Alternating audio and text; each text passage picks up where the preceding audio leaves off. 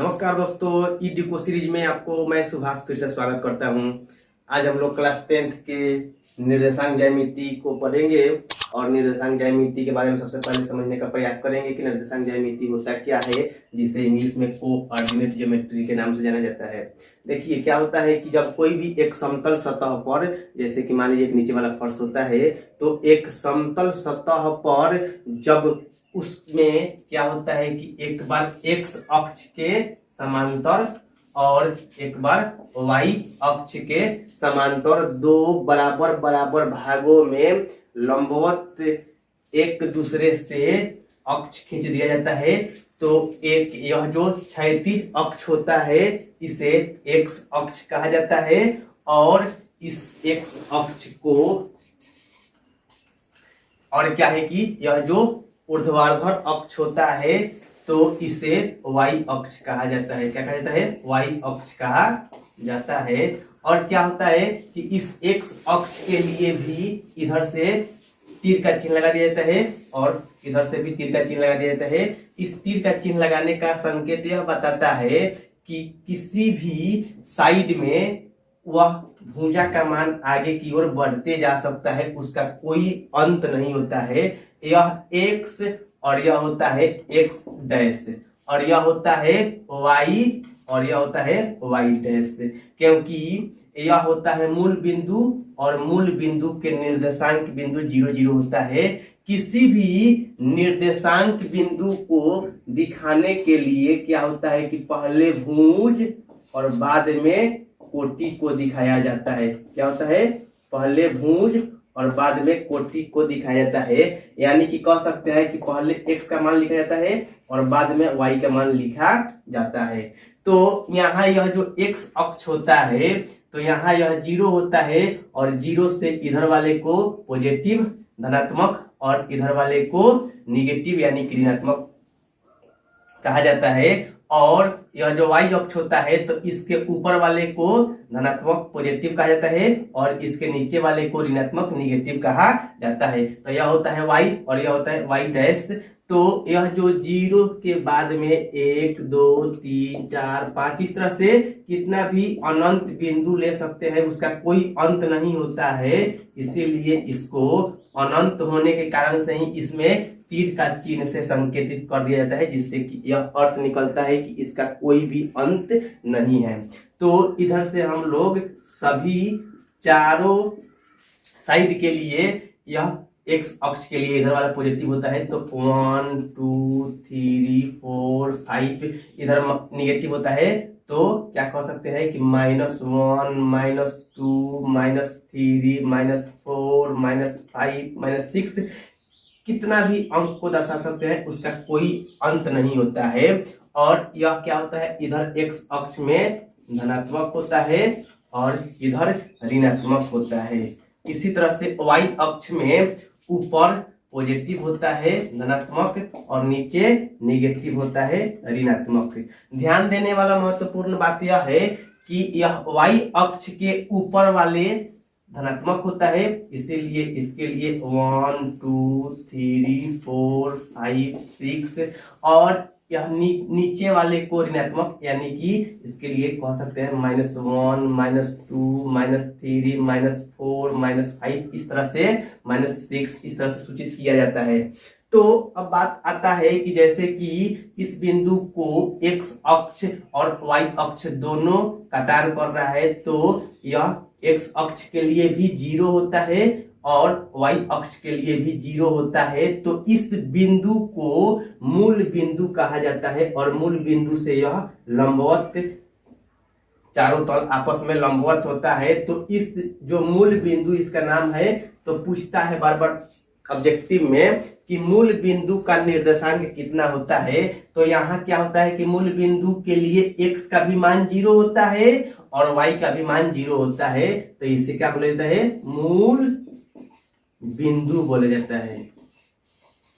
क्या बोला जाता है? मूल बिंदु। और इस मूल बिंदु का निर्देशांक पूछता है, तो मूल बिंदु का निर्देशांक इधर x के लिए भी 0 और y के लिए भी 0, यानी कि मूल बिंदु का निर्देशांक होता है 0 0। अब समझने वाला बात है कि इस समतल सतह को जब इसको 4 बराबर बराबर भागों में बांट दिया गया है, तो इस चारों बराबर बराबर भाग को चतुर्थांश के नाम से जाना जाता है। क्या बोला जाता है? चतुर्थांश। क्योंकि चार बराबर बराबर हिस्सा में बांटा गया है तो इसीलिए इसको बोला जाता है चतुर्थांश।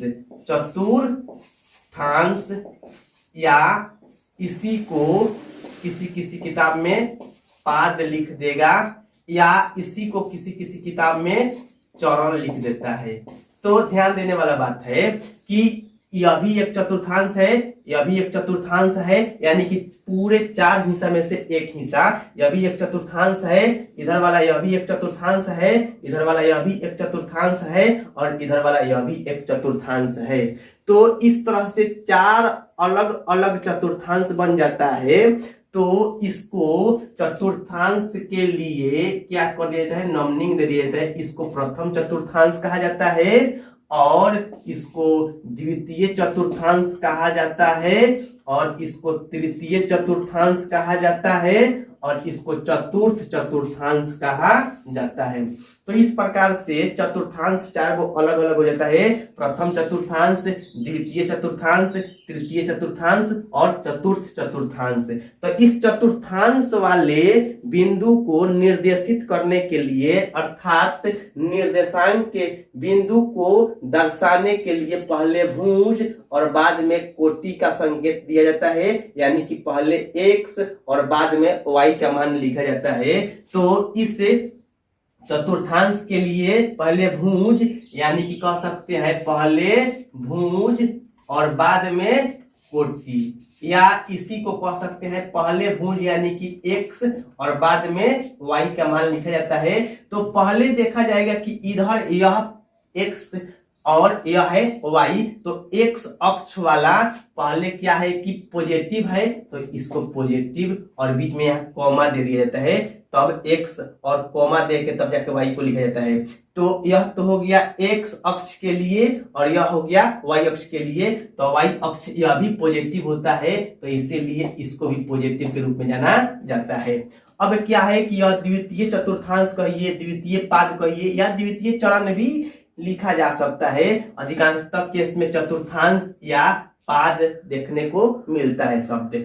तो यह द्वितीय चतुर्थांश का चिन्ह क्या होगा इसको पहले समझते हैं। जैसे कि प्रथम चतुर्थांश का चिन्ह बन गया प्लस प्लस, तो यहाँ द्वितीय चतुर्थांश का चिन्ह क्या बनेगा इसको देखना है। तो यह क्या होगा कि पहले x अक्ष लेना है और बाद में y अक्ष लेना है। तो इसके लिए x अक्ष निगेटिव में है तो निगेटिव और y अक्ष पॉजिटिव है तो इसके लिए पॉजिटिव लेना है। यानी कि कह सकते हैं कि द्वितीय चतुर्थांश के लिए माइनस प्लस चिन्ह होता है। अब देखना है तृतीय चतुर्थांश के लिए, इस तृतीय चतुर्थांश में क्या होता है चिन्ह। तो इसके लिए x अक्ष यह हो गया और y अक्ष यह हो गया। तो x अक्ष निगेटिव है तो इसीलिए x अक्ष के लिए निगेटिव, और y अक्ष यह है जो कि यह भी निगेटिव होता है तो y अक्ष के लिए भी निगेटिव से दर्शाया गया है।